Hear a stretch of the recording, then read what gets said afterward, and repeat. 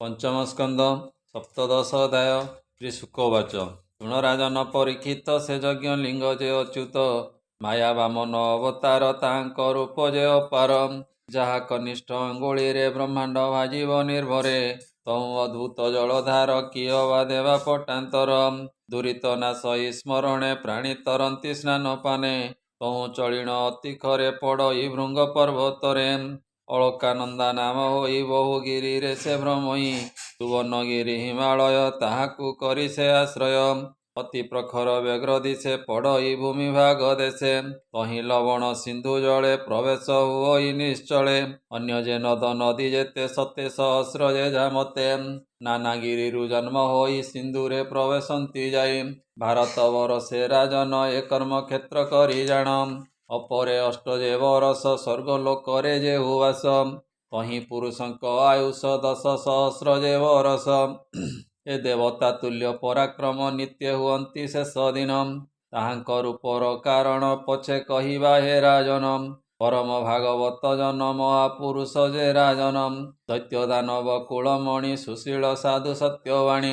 प्रहलाद नाम दैत्य वही प्रभुंक प्रिय से अटई इंद्रिय गण को निवारी चंचल मन स्थिर करी स्थूल लोकंक सहिते प्रभु को चिंते अविरते एहि स्तवरे स्तुति करी सेवक प्रभु नर हरि नमस्ते प्रभु दैतारी ताहार केते दिगपुरी ए निजर तेज जे प्रकाशर विकिरण करी नाशम ए कराल दृष्टि जे बदन अनल प्राय से लोचन ଯାହାର ନାମେ ଦୁଷ୍ଟତରେ ନମଇ ସେବେ ନିପୟରେ ଓ ନାଥ ତୋହର ପ୍ରସାଦେ ପ୍ରାଣୀ ରହନ୍ତି ଅପ୍ରମାଦେ ତୁମ୍ଭର ଭୟ ପୟରେ ମୋ ମନ ରହୁ ଯେ ନିଶ୍ଚଳେ ଏ ଯେ ତନୟ ଗୃହେ ମୋର ମନ ମୋର ହୁଏ ଈଶ୍ୱର ତୁମ୍ଭର ଭକ୍ତ ଜନ ସଙ୍ଗେ ସୁଖେ ବଞ୍ଚିବି ନାନା ରଙ୍ଗେ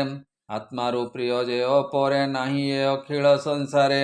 ସକଳ ଆତ୍ମାର ଠାକୁର ତେଣୁ ତୁ ପ୍ରିୟ ପ୍ରାଣୀଙ୍କର ଏ ତୁମ୍ଭର ନାମ ସୁମରଣ ଅଶେଷ ପରମ କାରଣ ହେମନ୍ତ ଯାହାର ପ୍ରଭାବ ତାହାଙ୍କୁ କେବା ନ ସେବିବ ତୁମ୍ଭର ପାଦେ ଭକ୍ତି ଯାର ପୂଜ୍ୟ ସେ ଦେବ ଦାନବର ସକଳ ଗୁଣ ତାଙ୍କଠାରେ ଆଶ୍ରୟ କରନ୍ତି ତାହାରେ ତୋହର ଅନ୍ତ ପ୍ରାଣୀମାନେ ସଂସାର ବନ୍ଧନ କାରଣେ ତାହାର ନାମ ଗୁଣ କର୍ମ ମନ ବଚନେ ନୁହେଁ ଭ୍ରମ ତୁ ତମ ମାୟା ଗୁଣେ ବନ୍ଦୀ ସଂସାର କରୁଅଛୁ ବନ୍ଦୀ ଯାହାର ସଦୃଶେ ଅପାର ନାହିଁ ଏ ବ୍ରହ୍ମାଣ୍ଡ ଭିତର ଉତ୍ପତ୍ତି ପ୍ରଳୟ ପାଳନ ଏ ସର୍ବ ଯାହାର ଭିଆଣ ଯାହାର ଆଦି ଅନ୍ତ ନାହିଁ ଅନନ୍ତ ନାମ ସେ ବୋଲାଇ ଯାରଥ ସାକ୍ଷ୍ୟ ଯାର ପ୍ରାଣ ନମସ୍ତେ ପୁରୁଷ ପୁରାଣ ଯାହାର ତହୁଁ ଜନ୍ମ ହୋଇ ଅଜସ ସାର ଯାର ଦେଇ ବ୍ରହ୍ମାଦି ଆଦି ଯେ ସକଳେ ସେବନ୍ତି ତାର ପାଦ ତଳେ ରଜୁ ବନ୍ଧନ ପ୍ରାୟ ହୋଇ ଯନ୍ତ୍ରିତେ ହୋଇଛନ୍ତି ରହି ଅନୁଗ୍ରହ ରୁଟି ଯାହାର ଭିଆଣ ନର ଏ ସଂସାର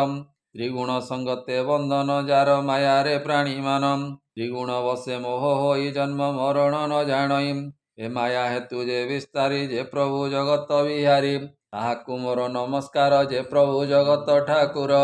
ଏ ରାଜନ ଶୁଣ ଏହୁ ବାଣୀ ପଞ୍ଚମ ସ୍କନ୍ଧେ ପରିମାଣୀ କହଇ ବିପ୍ର ଜଗନ୍ନାଥ ପଞ୍ଚମ ସ୍କନ୍ଧେ ଭାଗବତ ମୁହିଁ ପାମର ଦୁରାଚାର ଭନାଥ କୃପା ମତେ କର